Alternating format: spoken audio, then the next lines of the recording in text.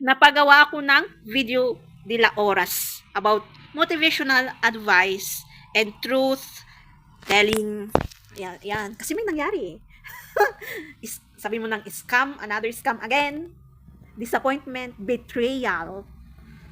Kasi a part of betrayal din yun. Kasi dinisappoint ka. Nakakainis na pangyayari, pero alam nyo ba, parang hindi na nakakainis kasi bigla kang natuwa sa huli. Bakit? Ito po panoorin natin. Alam nyo, may nag-comment sa aking YouTube channel nung isang araw, 6 days ago pa pala. Saan, sister, saan ka nagbebenta ng gemstone mo? Nireplyan ko to, sabi ko sa aking Facebook. Tapos binigay ko yung Facebook ko. Tapos, yung Facebook ko, saan ba yun? Biglang ganito, hindi yung marketplace ko daw, we suspended your access to your marketplace. May nag-report na tao. Ano kayang iniisip ng mga tao na iba? Lumalaban naman ng tama? Isa sa halang ang kaluluwa, halang ang pag-iisip. Grabe ba yung envy and jealousy mo na? Or kung anong... Oh, kusang nag-off tong screen record. So, nandun din mismo sa nakahack dito sa cellphone ko. Sino kaya? Government? Or yung isang sinita ko noon na babae? Or galing sa company ng cellphone na to? Ang kapal ng mukha. Walang magawa sa buhay. Lalong pinapahiya ang sarili. Ayan o. Inano ko, ayaw talaga. Kasi ni-report. Siyempre, binayaran si Facebook. Baka milyon. Grabe. Wala kang magagawa. Yung blessings ng Diyos ay darating at darating. Hindi yun mapapastop. Kung mapapastop nyo man na hindi lumaki ang subscriber ko, or gumanda ang views ko, alam na ng buong mundo. Halang ang kaluluwa nyo. Kapal ng mukha. Alam nyo, meron tuloy akong naisip na na-relate. Kasi yung love scam minsan, ginagawa daw nilang trade yun.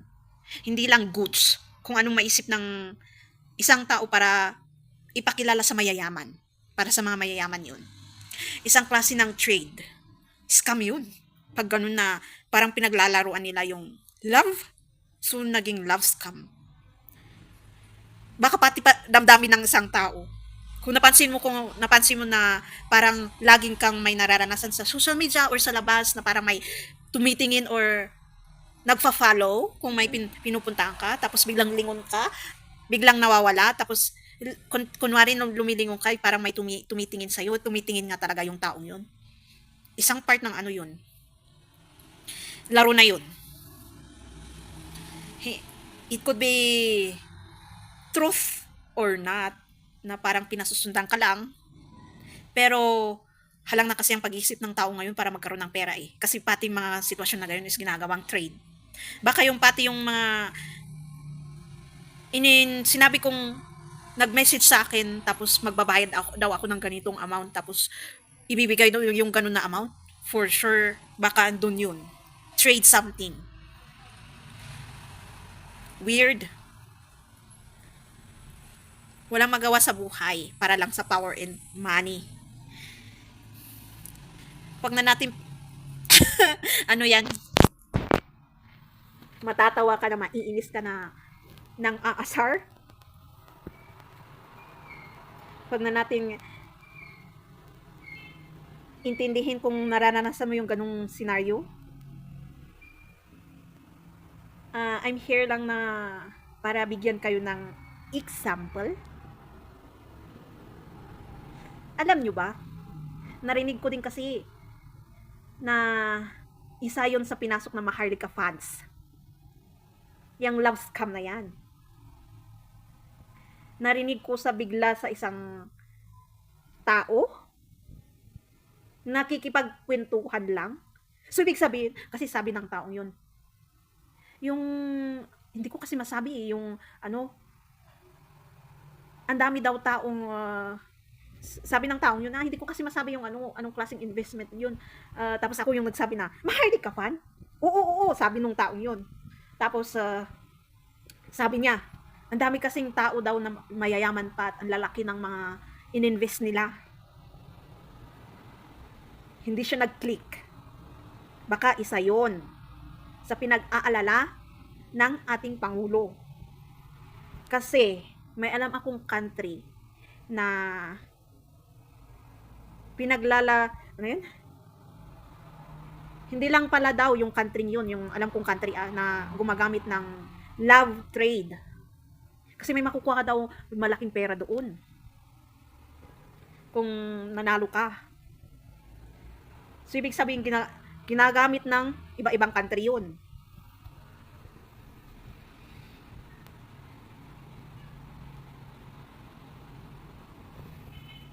Ewan ko ba kung ano talagang, parang naghahanap lang sila ng kasiyahan nila na hindi naman nila mahanap. Kaya ganun na gumagawa sila ng ganun na mga laro-laro. Pag realize mo na namumuhay as sakto lang ng patas, ha? Or gising na tao. Kasi sa isip ko talaga, laro ng bata?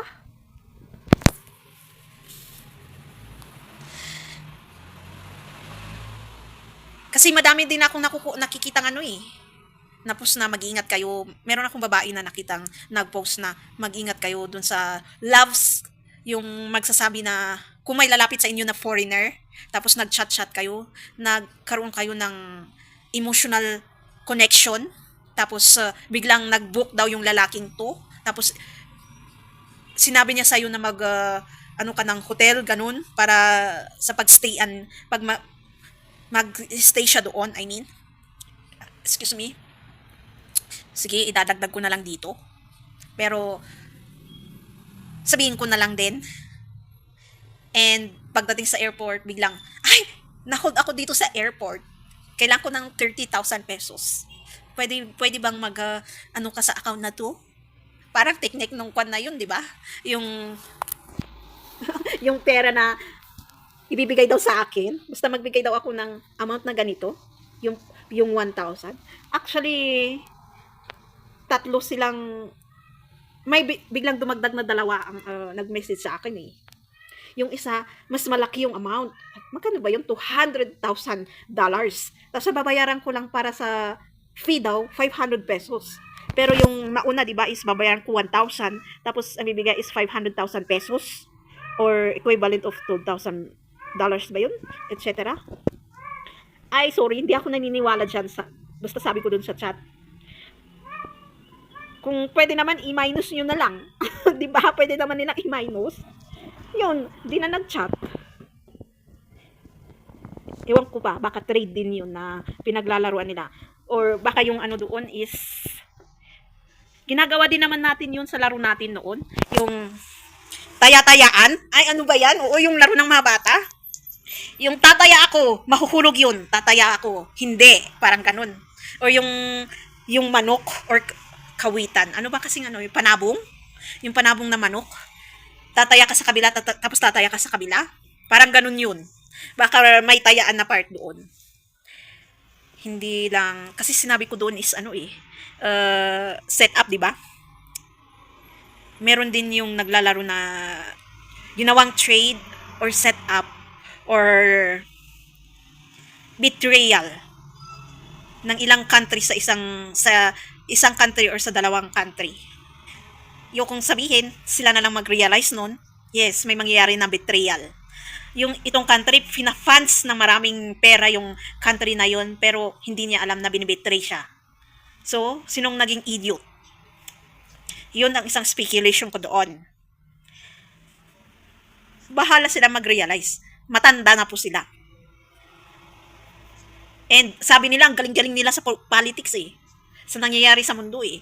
Bahala sila sa buhay nila. Ang gusto-gusto nila nga mag-control ng tao di. Yun lang naman ang alam nila. Magsolusyon ng problema nila sa ginawa nilang problema is hindi nila alam. Yang war lang ang ano, alam nilang gawin para solusyon. Tapos, pag-accept ng kanilang kasalanan. Pag-reflect, hindi man lang nila magawa-gawa. Pero, pag-victimizing sa sarili, ang galing! Napakagaling. Toxic and narcissist personality or tyranny, nasasabi nila. Nauuso na naman ang love scam. Ang modus na ito ay ginagawa ng mga foreigner para sa mga Pilipina na naghahanap ng AFAM ages 30 plus above. Magme-message sa messenger at pag nakapalagayan mo na ng loob, meron siyang app na ibibigay sa'yo para doon kayo mag-usap through video call. After 1 to 2 months, pagpalagay na yung loob mo sa kanya, sasabihin niya sa'yo na uuwi siya ng Pilipinas at magsasend siya ng ticket. Mag-o-offer siya na samahan mo siya sa hotel ng 2 weeks at sunduin mo siya sa airport. Sa araw na flight niya kuno at paglapag niya ng Pilipinas, sasabihin niya sa'yo na na-hold siya sa immigration. Ibibigay niya yung number ng immigration officer para ikaw daw yung makipag-usap. Pero para makalapag ka ng Pilipinas, sasabihin ng immigration officer kuno na kailangan mong magbigay ng 30,000. Sa first attempt, pag nagpadala ka, manghihingi siya ulit ng 20,000. Pero kahit umabot ka ng 2 araw sa airport, walang foreigner na darating. Kaya tayo po mga Pilipina, maging wise po tayo. Nasaktan na yung puso mo, nasugatan pa yung bulsa mo. Keep on praying, hingin po natin sa Diyos yung tao na para sa atin. Be wise, palaging mag-iingat. God bless you. Well, huwag na tayong mag-isip ng furthermore na bakit may mga ganong tao na gustong pinaglalaruan yung emosyon ng ibang tao. Hayaan nyo sila. Hayaan nyo sila kasi sila mismo ang number 1 na hindi nakakaintindi ng emotional. Wala silang emotional knowledge. Parang, alam nyo ba yung ano, may nakukuha kasi silang energy na kakasiyahan nila or ilalakas nila sa nakikita nilang tao na pinaglalaruan nila ang emotion, lalo pag pinakita niya yung gusto nilang makita. Yung nagwawala, umiiyak, sinasabi niya yung sakit ng loob. So, hayaan natin sila. Doon sila masaya eh. Doon sila masaya sa pagiging kid energy or toxic or karmic. Baka ginawa pa nilang trade. So, wala tayong magagawa. Kasi, ganun na sila. The best is, be normal sa iyong buhay. Basta lumalaban tayo ng patas at hindi tayo nang aapak ng kapwa natin na parang ginagawa nila. Go on, always pray and build more relationship with God. So, parang ano na rin to. Kasi alam ko medyo matalas yung mga pinagsasabi ko. Well, confession na rin and example sa atin na kahit anong gawin ng tao sa'yo, kung talagang malakas ka spirituality, walang effect sa'yo. Lalo-lalo pag naniniwala ka sa Diyos. I'm with you also. Kaya natin yan. Wala tayong magagawa sa ganung tao. Wala na talagang pagbabago sa ganung pag-uugali nila. Move on, accept, and forgive yourself that you experienced that one. Then, you are totally free of the thinking of guilt, chaos. Hayaan mo sila yun.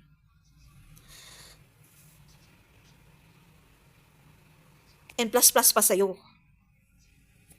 Na binigay nila ang blessings nila sa'yo. Bakit? Kasi they went through the limitations and boundaries. So, ang judgment nyo doon is karma na. So, kung sinong kukuha ng bad karma and good karma, pag apakan na nila yung limitations and boundaries, yun din natin maintindihan kung anong gamit ng karma. Grabe! Grabe ang tao ngayon. Nawala na nga yung money earning. Matagal na po akong hindi napopost dito sa marketplace. Ingot. Sino pa? Ano pang tawag sa inyo? Idiot? Tanga? Ano pa? Alam mo ba yung preachers din? Pastors or preachers? O nga, nag-advance yung preaching nila pero napapansin ko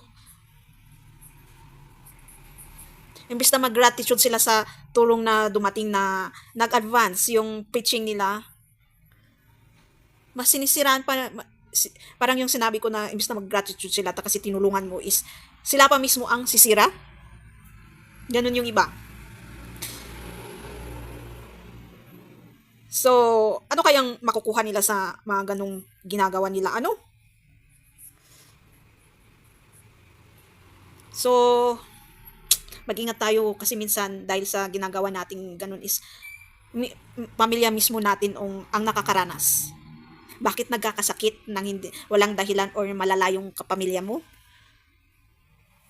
Bakit biglang may nangyaring aksidente isa sa pamilya mo? Sa bloodline, hindi lang sa loob ng bahay. Bakit kaya biglang malakas yung taong yung kinabukasan biglang namatay? Itong bloodline family? Kasi isa yun sa hindi magandang ginawa mo. Sa hindi magandang pag-iisip, pagsasalita at gawa. Hindi nga tayo marunong mag-gratitude na sasabi nila. Imbis na gratitude ang binibigay natin is yung insecurities natin.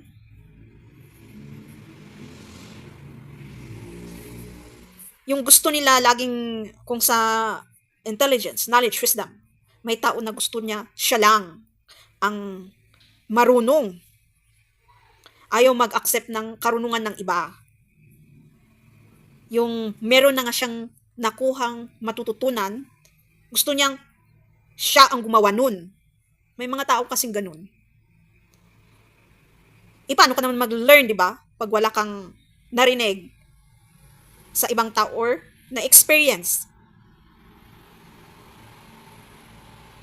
Minsan nga, di ba, pag magta-translate tayo, kailangan pa nating tanungin ito para maintindihan lalo. Hindi nila naintindihan yung level of understanding, level of knowledge, wisdom, intelligence, level of knowing, level of. Kaya tayong mga nakikinig sa ating mga preachers, pastors, priests, or any preachers, let's pray for them. Pray for us, pray for them also. Through their family.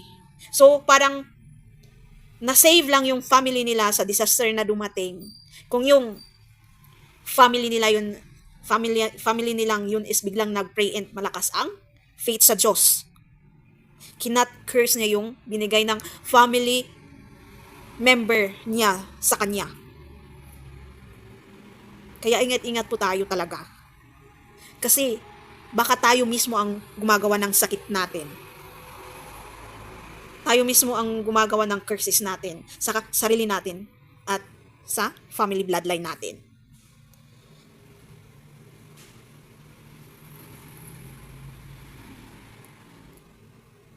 Hindi natin maiwasan kahit hindi mo i-observe or ayaw mong i-connect, ganun at ganun lalabas eh.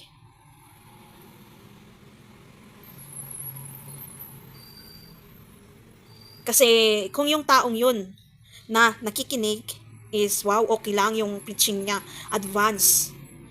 Pero pag sa more higher level of understanding, anong pinagsasabi ng ano na to, preacher? Parang nag-uuyam, parang may pinapakinggan, parang may okay lang siguro yung ano, yung pinapakinggan niya yung kasalanan ng tao at iko-correct.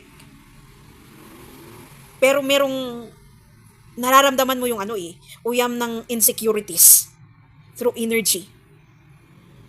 Na imbis na makikinig ka is makikokonek yung ano energy.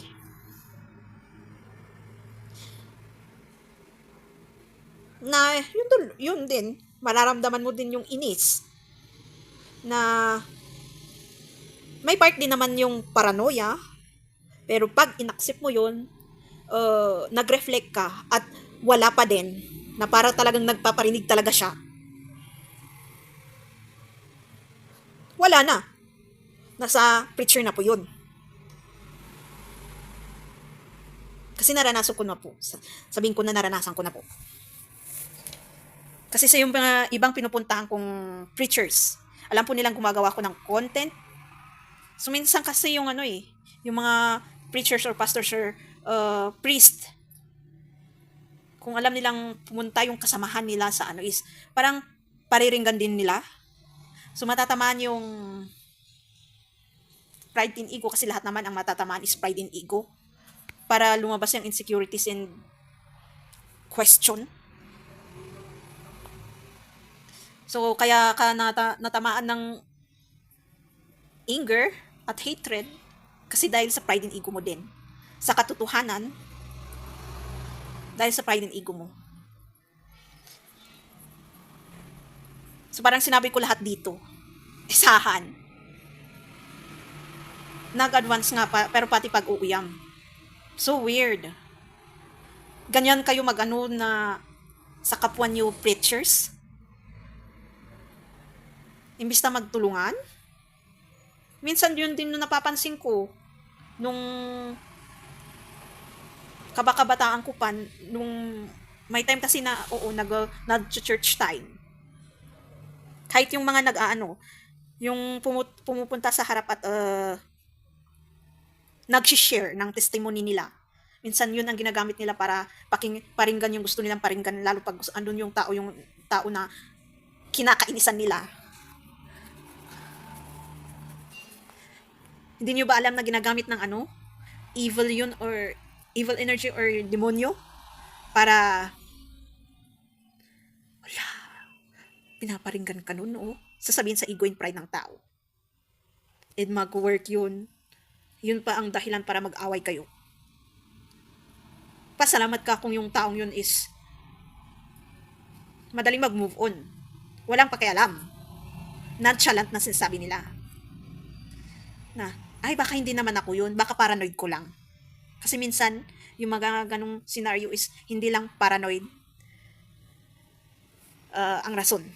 Kundi, talagang pinaparinggan ka.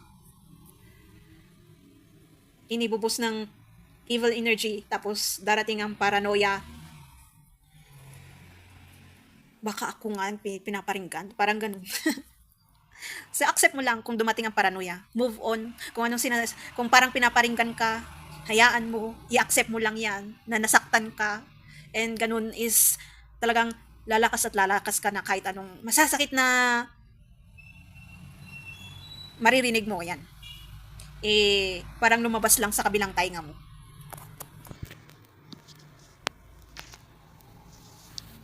Be emotional knowledge na sasabi nila. Sorry ha, nagrarant ako dito. Lagi nag-o-off. Kasi kung hindi kasi mapapariringgan yung mga ganyang tao, akala nila nasa tamang daan sila. Tignan natin pag namatay po kayo. Sana mag-enjoy kayo sa impyerno. Pati sa buhay nyo ngayon, sana makatulog kayo ng maayos. Wala kasing kwenta yung yung understanding at pag-iintindi sa taong ganun eh. Wala, basura lang po yun, kahit sa kanila, sa pagkakaintindi nila. Intindi ka ng intindi. Yan ang pag-iisip ng mga ganong tao. Akala mo naman kung sino. Sino kayang akala mo kung sino? Ha?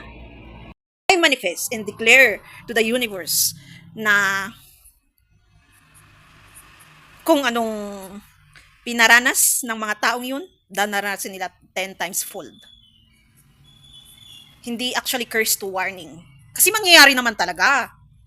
Kasi hindi sila nakikinig eh. So, ang pakiramdam ko ngayon is normal lang. May konti lang sigurong inis. Pero yung nag-spark na hatred and anger, well, kaya ko namang yun. I-suppress agad. So, normal lang po ako nagsasalita ngayon. Itong video lang na to is para sa halang ang kaluluwa na gumagawa ng hindi maganda sa kapwa niya. Katulad ng ginagawa nila sa akin. For sure, may gumagawa din, may magre-relate din sa kwentong to at may gumagawa ng hindi maganda sa kapwa din niya. So, I'm here to motivate you na kaya nyo yan. Panindigan nyo yung faith and believe nyo sa Diyos, sa magandang daan. Huwag kayong pupunta sa ano, hindi magandang daan katulad nila. Kasi, dalawa lang naman ang choice mo doon. You conquer the evil or pupunta ka na katulad nila.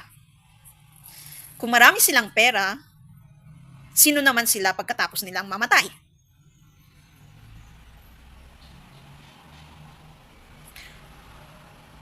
Kung ang pinagyayabang nila,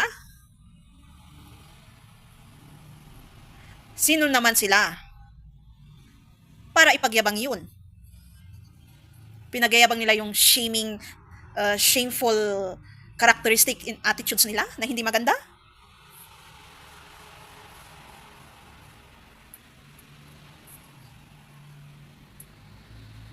Ano kaya makukuha nila dito? Karma? Generational curse? Or gusto nilang makita yung ano, yung reaction na nahihirapan umiiyak. Makio. You're mocking me, you're mocking people like that. Well, karma will mock you also.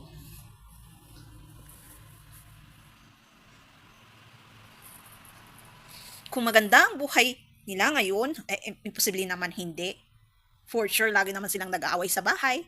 Hindi nagkakaintindihan. Ah, kunwari, fake. Kung ano yun, nag-gather sila as family, for sure. Fake din naman ang pinapakita nila sa isa't isa. Kasi sa family naman lahat nagsisimula ang kaguluhan eh.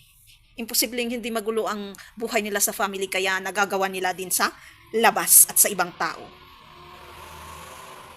For sure.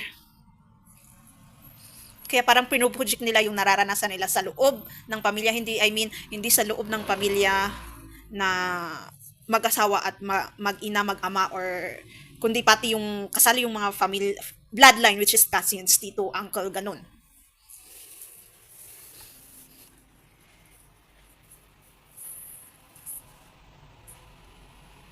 Kaya ang pinakamagandang gawin natin sa buhay natin is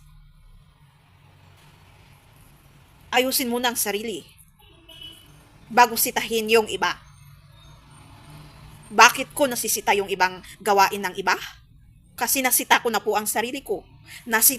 I tried my best na sitayin kung anong uh, nasa loob ng pamilya. Bakit akala nyo ba na lahat ng sasabihin ko is naniniwala sila? Parang yung iba na kwento ng iba is ang hirap share ng salita ng Diyos sa loob ng pamilya.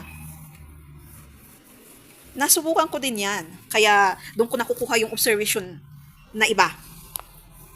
And nire-relate sa buhay dyan sa labas. Kasi kahit magkakaibang sitwasyon yan, balik-baliktarin mo lang man ang mundo or reason, nasa common sense pa rin ang sagot. Which is kung magaling kang mag-relate through common sense, makukuha mo at makukuha mo.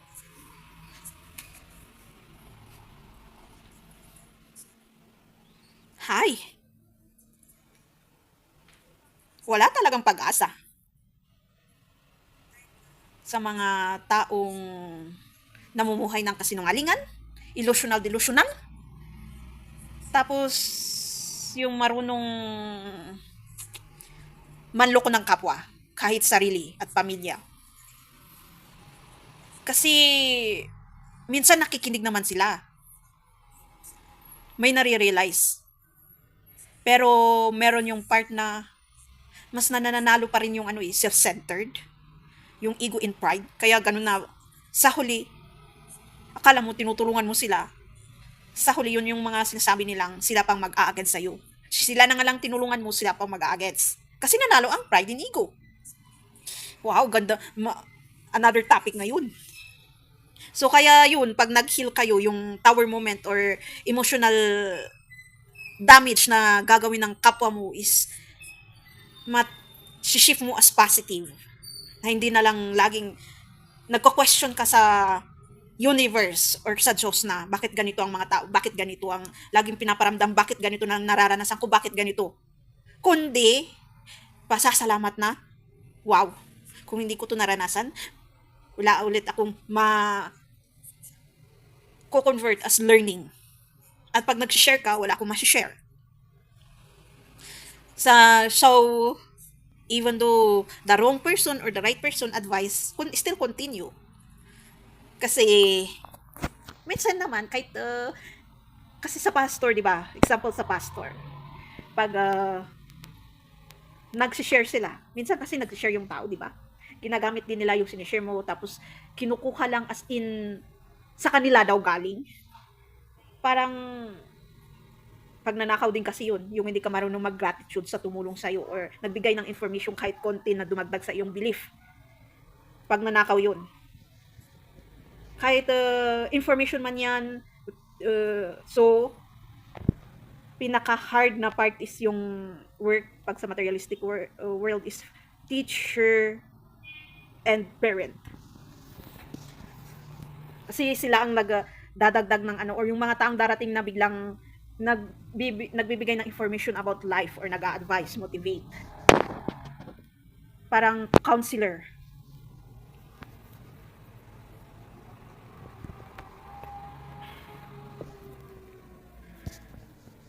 Wala lang.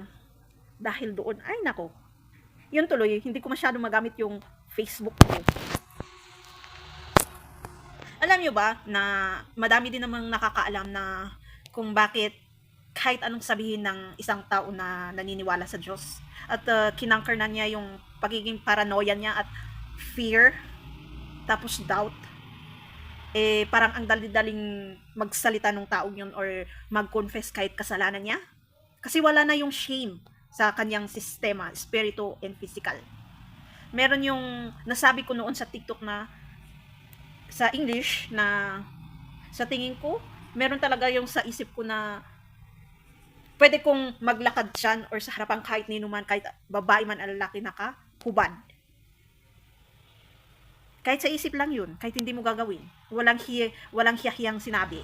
Pero yung for sure, yung makakarinig nung mga yun na walang further understanding with common sense and open-minded. Through open-minded. Hindi maintindihan yun kundi, ano ba sabi nito? Hindi ba siya nahihiya sa sinasabi niya? Or hindi ba siya? Kahit yung transmitted diseases, nakakahiya, di ba, pag pinapakinggan na, alam mo dahil sa pagkakamiling to, nakakuha ko ng transmitted disease. Herpes, STD, AIDS. Pero yung taong yun, hindi siya nahihiyang ikwento. Bakit? Kasi, natuto siya sa pagkakamali. Natutong yung taong yun, kaya naturally nagko-confess siya. Iba naman yung wickedness na sasabi nila na yung taong yun is nagko-confess sa ginawa niyang hindi maganda. Pagyayabang na po yun. At hindi natin alam na mas sinishame pa natin yung espiritu natin at physical. Lalo pag nakarating sa ibang tao na alam ang katotohanan. Sasabihin pa sa'yo, di ba, na sister, brother, ano yung pinagsasabi mo? Baka, di ba, anong baka? Di ba ito ay hindi maganda na gawa ng tao? Tapos yan ka pa, na pinagyayabang mo pa yung hindi magandang gawain mo. Pag nakaano ka ng taong ganun, na may courage confidence para sabihin niyo yung pagkakamali mo. Tapos, biglang mag-shift ka ng kasi ganito, ganyan. Parang gagawa ka ng paraan para maging ikaw nang gumawa ng masama, is ikaw pang mag-victimize personality. Yun ang tinatawag nilang narcissistic, toxic, unhealed person. So, ito rin ang differences ng healed person. Hindi ka nahihiya na i-confess kahit anumang kasalanan mo, maliit man or malaki. Sitahin yung mga hindi magandang gawain ng tao. Kasi meron talaga yung darating yung shame Alam ko yung part na yun. Nung hindi pa ako healed person, yung, oo, meron yung consideration na baka masasaktan sila, baka ganito. Pero, maaalis yung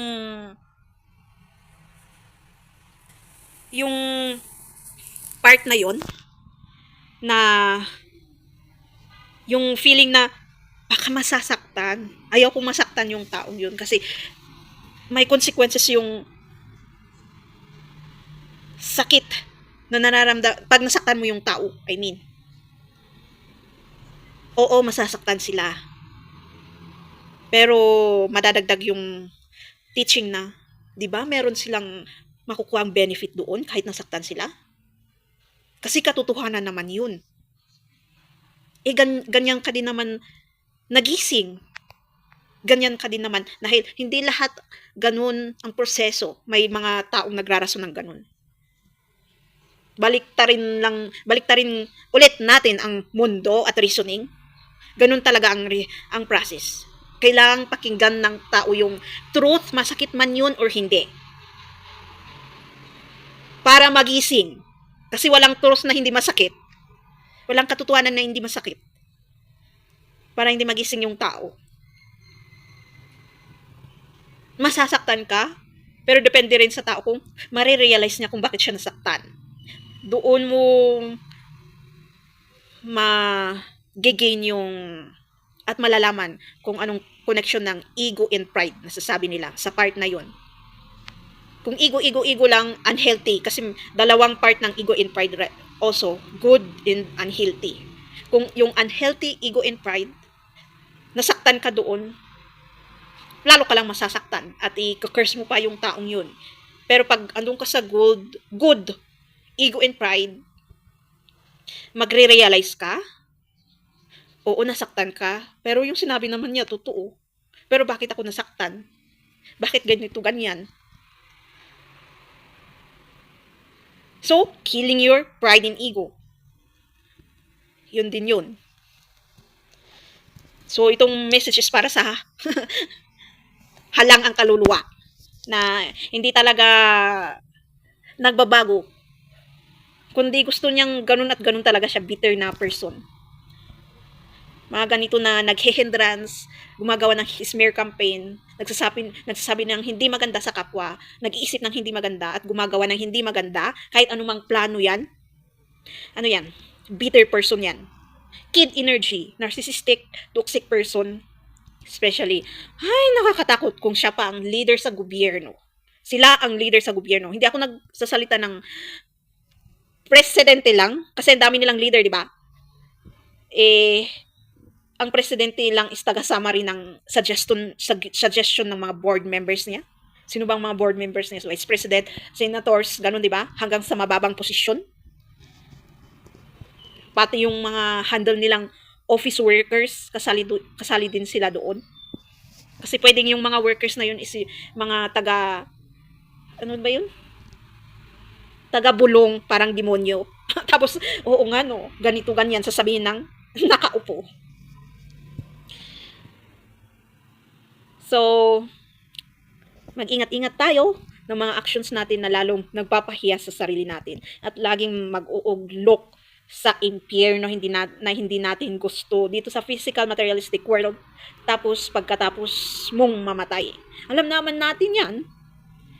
Nandito naman tayo sa Christian country. Na may iba-iba tayong religion. Pero yung isang religion, ang naintindihan na impyerno is pagkalibing mo sa lupa. Yung isang religion, ang naintindihan na impyerno is dito mismo sa mundo, nararanasan. Oo naman. Parehas na totoo. Tapos yung isang religion, ang pagkakaintindihi, pagkatapos mamatay yung soul, pag hindi talaga maganda,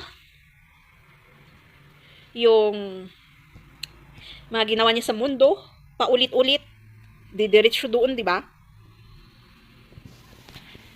Itotoo din yun. Totoo yung 3 versions of hell. Mararanasan natin dito sa mundo kasi nagiging bitter tayo na tao eh. Hell na pakiramdam na po yun sa consciousness. Kaya na-project mo yung bitterness mo sa ibang tao na gusto mo pati sila maging bitter. Tapos, Yang pagkatapos na mamatay in ilibing ka sa lupa. Kasi kakainin ka ng lupa para maging lupa. Uudin, ano ba yun? Uudin, ah? Basta yung uod. Ano ba yan? Uudin. Yan. Yung uod, kakainin ka. Tapos after nun, yung soul mo. So, huwag kayong matakot pag mag-share kayo tapos yung katotohanan at hindi ako sinabi ng taong pinag-sharean mo na hindi ako naniniwala sa'yo kasi hindi mo binay sa Bible. Basta alam mo ang tama at mali, nandun na po sa Bible yun. Nasa sistema na natin, nakasulat na or naka-imprint na sinasabi nila. Kaya nga na-crucify ang Diyos, kaya nandun din siya sa sistema natin. At parang pinag-isa tayo yung physical and spirit natin tapos yung Holy Spirit. Kaya tatlo. Yun din yung meaning ng Trinity. Yung physical body natin, soul natin, tapos yung Holy Spirit. Para nandun na talaga yung two witnesses na sinasabi nila, yung evil and good. Yung yin and yang. So alam nyo ba, pinadali ng Diyos ni Hesus Kristo ang buhay natin. Pero tayong tao nang papahirap. Walang may kasalanan kundi tayo. At lalo pa ngayong na-accumulate ulit yung 100 years, napadali uli, pag pinadali ng Diyos, ngayon na may nangyaring shifting, napadali lalo ang tanga-tanga ng tao. Idiot, ignorant, napadali na nga lalo sa kanila. Gusto pa nilang pahirapan sarili nila. I-accept lang.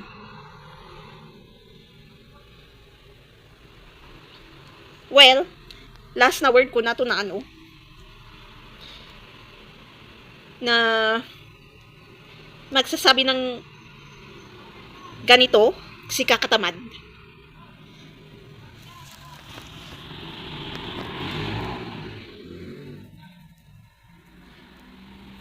And, kukuha lang talaga ako ng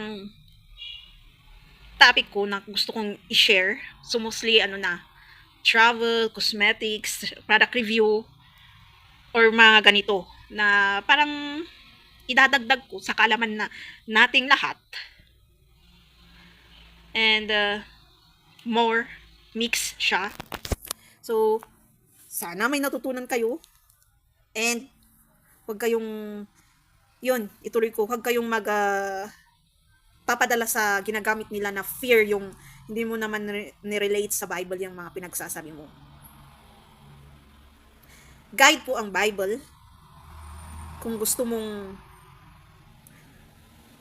kung hindi ka tinatamad, kasi ako din naman tinatamad akong basahin, pero nag-download ako ng app na nagpa-pop up twice or thrice na nagpa-pop up sa cellphone ko. Excuse me. And the most important is always pray. Alam nyo kung bakit kahit pinipray ko na sana hindi ako makaranas ng ganung tao. Siguro dahil para sa ganito na kasi nagbibigay din ako ng advice pang siguro additional. So kailangan talaga nating maranasan yun. Yun ang dapat nating intindihan as bilang tao. Kasi kahit yung mga masasamang tao, nakakaranas din yan ng kasamaan ng kapwa nila. Pero mas gusto nilang didiretso din silang masama. Pero hindi natin alam na dinadagdag natin yung generational natin sa mga pinaggagawa natin hindi maganda. So, ingat-ingat po tayo. Always pray and be warrior na sinasabi nila. Lagi natin na napapakinggan. Be warrior of life. Maging handa kahit anong oras, kahit anong dahilan, masama yan or maganda, para hindi tayo laging nasasaktan at nadi-disappoint. Paraan yan para lalo tayong mag-grow at mag-learn and maging mature. So, well, may silbi naman yung inis ko, may nabigay akong information. So, ayan, wala na yung inis ko. Ang napalit is saya ko kasi nagbigay ako ng information sa inyo. Yan ang hindi maintindihan ng isang toxic na tao. Mainis lalo yung taong yun. Akala ko sa ginawa kong yun, lalo ko siyang iuudyok sa ano, ganun. Mas lalo pang mainis, mai-insecure. O baka may part pa na magje-jealous at mag-i-envy. Kasi hindi naman ganun yung pag nasaktan naman siya is iiyak na lang siya sa sulok at magkukumplain at magko-compare. Hindi po ganun. Pag healed ka na person, parang lalo mo pong ginagamit as motivational para mag-stand ka na ano lang yan, another problem na pagsubok sa buhay para hasain ang pagiging malakas mo. Pag sa tarot reading, lagi ko kasing naririnig na may masculine and feminine energy na nag-aagad sa'yo, sabi. Or your community, or the government knows it, or the people. So may mga people. Or, so ano bang makukuha nyo kung mag-against kayo? Binigibigay nyo lang yung blessings, di ba? Thank you very much. I appreciate it. More blessings. I would be not millionaire, trillion of blessings that will come to my life until I die. You even make my protection more stronger than your protection because you're giving your own protection. That's a blessing if God's protecting you. So you're removing yourselves from the protection. So be careful. Maybe one of you will bye-bye in this earth, or one of your family bloodline. No one's fault, even me, even your family bloodline. It's you who is doing something bad to your fellow. This is the truth. In the work of the karma also. In the work of the curse. And the work of truth. And just giving an open words to you. If you still hear it. Alam ko nanunood sila. Sometimes gumagamit ng fake account. Yan eh. Gagawa-gawa ka kasi ng kayo. Ng hindi maganda. Tapos pag lumabas ang katotohanan, gagawa kayo ng paraan para basta or maliko ang katotohanan. Lumabas na nga eh. So you're doing an action to shame yourself more. Diba? Thank you for watching. Don't forget to subscribe, click the bell notification, comment if you want, share in my next videos.